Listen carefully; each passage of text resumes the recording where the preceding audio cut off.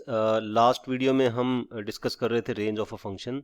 तो हमने 2 क्वेश्चंस कर लिए थे। इसके आगे वाले क्वेश्चंस देखिए। देखो, अब एक एक टाइप की बात कर लेते हैं ना, एक पर्टिकुलर टाइप की, कि इस टाइप के फंक्शन की रेंज कैसे निकालते हैं।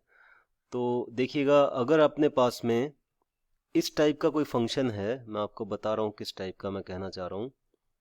हम कहना चाह रहे हैं कि अगर मान लो कोई फंक्शन आपका इस टाइप का है, जिस मतलब फंक्शन का टाइप मैं बता रहा हूँ, ये वाला फंक्शन मान लो ऐसा है। कोई भी फंक्शन, रैशनल फंक्शन इनको बोलते हैं ना। मतलब कोई लीनियर एक्सप्रेशन है और उसके नीचे क्वाड्रेटिक एक्सप्रेशन है, वो दोनों डिवाइड हो रहे हैं, या क्वाड्रेटिक अपॉन क्वाड्रेटिक है। आई मीन टू से, इस टाइप का कोई फंक्शन है, मैं आपको लिख के देता हूँ, लीनियर बाय क्वाड्रेटिक या क्वाड्रेटिक बाय लीनियर, ठीक है। या फिर क्वाड्रेटिक बाय क्वाड्रेटिक है ना, जिनमें कॉमन फैक्टर्स ना हो। क्वाड्रेटिक बाय क्वाड्रेटिक, क्वाड्रेटिक 1 हो जाएगी, ये दूसरी क्वाड्रेटिक, ये दूसरा क्वाड्रेटिक है ना। तो इस टाइप का कोई फंक्शन है, इन तीनों में से कोई भी टाइप का फंक्शन है, तो इनकी रेंजेस फाइंड आउट करने के लिए हमें क्या करना है, ये मैं आपको बता रहा हूँ। जो मतलब सीबीएसई टाइप के जो क्वेश्चंस हैं उनकी बात कर रहा हूँ। उनमें हमें इस टाइप का कोई भी क्वेश्चन दिखे, ठीक है, linear by quadratic, quadratic bye linear, या क्वाड्रेटिक बाय क्वाड्रेटिक, है ना। तो इस टाइप के क्वेश्चन की रेंज, इस टाइप के फंक्शन की रेंज निकालने के लिए हमें क्या करना है, पहले इसे y मानना है। y मान के इसके d को पॉजिटिव करवा देना है, d को नॉन नेगेटिव करा देना है, उससे रेंज आ जाएगी ना। जैसे एग्जांपल के लिए मान लो ये फंक्शन है आपके पास में, f(x) इक्वल टू से x by x square plus 1, ठीक है। तो मैंने कहा है कि फंक्शन को y तो मानना होता है, y मान लेते हैं, ठीक है। y is equal to x by x square plus 1। तो यहाँ पे हमने क्रॉस मल्टीप्लाई किया, y x square plus y is equal to x. आपने ये कहा कि this equation is quadratic in x, ठीक है। ये इक्वेशन आपको दिख रही है, एक्स में क्वाड्रेटिक है ना। तो एक्स में क्वाड्रेटिक है, तो आप जानते हैं कि इसके रूट्स, क्योंकि हमें यूजुअली हम कर क्या रहे थे अभी तक, एक्स को रियल करवा रहे थे ना। तो यहाँ पे आके आप लिख दें एक्स इज रियल। एक्स अगर रियल है तो इसका मतलब क्या होगा, इसका डी को हम नॉन नेगेटिव कराएंगे। अब इसका डी क्या बनेगा, बी का स्क्वायर माइनस 4ac, इसको पॉजिटिव किया, 1 minus 4y square is positive. तो अब आपने माइनस साइन से मल्टीप्लाई किया, माइनस साइन से मल्टीप्लाई करने पे आ जाएगा 4y square minus 1 less than 0। Then factorise किया,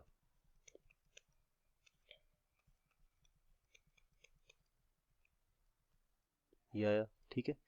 इतना करने के बाद में आपको पता है वो रियल लाइन पे हमें 2 रूट लिखना है, माइनस का हाफ एंड प्लस का हाफ, ठीक है। हमें रिक्वायर्ड क्या है, हमें रिक्वायर्ड है नेगेटिव लेस देन 0 ना। कहाँ मिलेगा, इन दोनों के बीच में। तो इसका जो आंसर है, इस फंक्शन की जो रेंज है वो क्या है, माइनस हाफ टू हाफ। यानी x की वैल्यू हम कुछ भी रखें, y की वैल्यू तो इस सेट से मिलेगी। रेंज का मीनिंग यही है। रेंज का मीनिंग क्या है कि x की वैल्यूज रखी जाए, डोमेन वाली हर वैल्यू रखी जाए, वो रखने पे y की जो वैल्यूज मिल रही है वो रेंज है। तो रेंज पर्टिकुलरली ये इस फंक्शन के लिए ये रेंज बन जाएगी, ठीक है। एक और क्वेश्चन हमने किया था, दोबारा देख लेते हैं वो क्वेश्चन। हम कर रहे थे ये वाला question, y by y equal to से x square by x square plus 1 ना। इस फंक्शन की रेंज निकाल, क्वाड्रेटिक बाय क्वाड्रेटिक है। इसमें देखो x वाली टर्म ही नहीं है, तो d को पॉजिटिव कराने का फायदा नहीं है। वैसे उससे भी आ जाएगा d पॉजिटिव कराने से। या एक देखो, इसमें क्या है, इसके 2 तरीके मैं आपको बताता हूँ। देखो, एक तरीका जो अपना पहला वाला है कि x को y की टर्म में लिखें, फिर x को रियल करवा देना। तो इसकी हमें रेंज निकालनी है ना। तो रेंज निकालने के लिए करना क्या था कि हमें x को y की टर्म में लिखना, क्रॉस मल्टीप्लाई किया। क्रॉस मल्टीप्लाई करने के बाद में आपने देखा, इस एक्स स्क्वायर को यहां ले आते हैं ना। इस एक्स स्क्वायर को अगर यहां लाएंगे तो ये क्या बनेगा, एक्स स्क्वायर कॉमन आ जाएगा, यहां लाके फिर एक्स स्क्वायर कॉमन भी लेना है इन दोनों में से ना।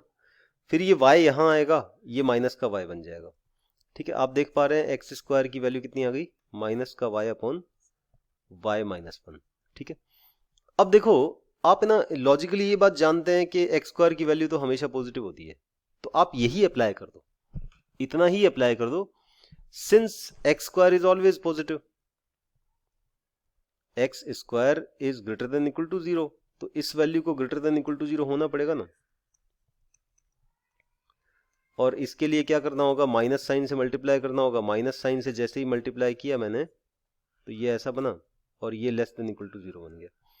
अब ये लेस देन इक्वल टू 0 कब होगा, उसके लिए क्या करते हैं, रूट्स को रियल लाइन पे लिखते हैं, और रूट्स रियल लाइन पे क्या क्या लिखे जाएंगे, एक 0 लिखा जाएगा, एक 1 लिखा जाएगा, ठीक है, प्लस माइनस प्लस, ठीक है। अब आपको नेगेटिव रिक्वायर्ड है, तो नेगेटिव कहाँ मिलेगा, इन दोनों के बीच में, तो y की वैल्यूज की सेट क्या आ जाएगा, से 0 to 1, ठीक है, ये सेट है। दिस इज द आंसर, ठीक है। नेगेटिव चाहिए था, नेगेटिव 0 से 1 के बीच में मिल रहा है, ठीक है। एक तरीका और भी है इस क्वेश्चन को सॉल्व करने का, इसकी रेंज निकालने का। देखो जैसे मैंने x को रियल करवाया ना, यहाँ पे यही काम किया है एक्चुअली। देखो या तो आप ऐसा भी कर सकते हैं, जो एक्स स्क्वायर की वैल्यू आपने ये लिख दी है, तो x की वैल्यू क्या लिखेंगे, इसका रूट लगा देंगे ना। तो ये वैल्यू रियल कब होगी, जब रूट के अंदर वाली वैल्यू को नॉन नेगेटिव कराएंगे, तो वही हमने किया है, इसको नॉन नेगेटिव किया है, उससे y की वैल्यूज का सेट मिल गया है, ठीक है। तो इस फंक्शन की रेंज आ चुकी है, ये एनसीईआरटी का ही क्वेश्चन था। एक और तरीका भी इस क्वेश्चन का देखते हैं। देखो हमारे पास में फंक्शन जो है ना, वो ये लिखा हुआ है x square bye 1 plus x square, ध्यान से देखिएगा। इसमें अगर ऊपर 1 ऐड कर दें और 1 सब्ट्रैक्ट कर दें तो कोई दिक्कत नहीं है ना। इस डिनोमिनेटर को दोनों में डिवाइड कर रहे हैं, दोनों में अगर अलग अलग डिवाइड करेंगे तो ये मिल जाएगा, ठीक है। तो पर्टिकुलरली फंक्शन को हमने इस तरीके से एक्सप्रेस कर दिया ना। अब हम ये वाली बात जानते हैं कि एक्स स्क्वायर की जो वैल्यूज हैं वो 0 से इन्फाइनाइट होती है ना, तो हमने किया x square is greater than equal to 0 and less than infinity, ठीक है, 0 से इन्फिनिटी होता है। अब हम जानते हैं एक्स स्क्वायर अगर 0 से इन्फिनिटी है, तो एक्स स्क्वायर प्लस 1 की वैल्यू कहां से कहां तक जाएगी, 1 से इन्फाइनाइट तक जाएगी ना। फिर इसके रेसिप्रोकल की वैल्यूज कहां से कहां तक जाएंगी, ये जाएंगी 0 से लेकर 1 तक, ठीक है। फिर एक्चुअली रेसिप्रोकल लेने पे इनक्वालिटी का साइन चेंज होता है ना, ए से बी है तो 1 by A to 1 by B हो जाता है, तो 1 बाय इन्फिनिटी 0, 1 बाय 1 1 हो जाएगा, ठीक है। फिर नेगेटिव साइन से मल्टीप्लाई करने पे इनक्वालिटी का साइन चेंज होता है, ये बेसिक लॉज हैं इनक्वालिटी के, ठीक है। माइनस साइन से यहां मल्टीप्लाई किया, यहां मल्टीप्लाई किया और यहां मल्टीप्लाई किया, तो ये साइन चेंज हो जाएगा, माइनस 0 के आगे लगाएं तो 0 ही आएगा, ठीक है। जैसे आप जानते होंगे ना, x की वैल्यू सपोज या p की वैल्यू कहें, वो अगर 2 से 3 है तो ऑब्वियसली माइनस p की वैल्यू क्या आएगी, -3 से -2 ना। तो नेगेटिव नंबर से मल्टीप्लाई करने पे इनक्वालिटी का साइन चेंज होता है, ये ध्यान रखें, ठीक है। अब आप इसमें 1 ऐड करें, एडिंग 1 ऐड करने पे आपको मिला, यहां पे मिला 0 और यहां पे मिला 1, ठीक है। यही तो हमारा फंक्शन है, यही हमारा फंक्शन है। तो फाइनली फंक्शन की रेंज क्या आ गई, 0 to 1, 0 पे ओपनड है और 1 पे 0 पे क्लोज्ड है और 1 पे ओपनड है।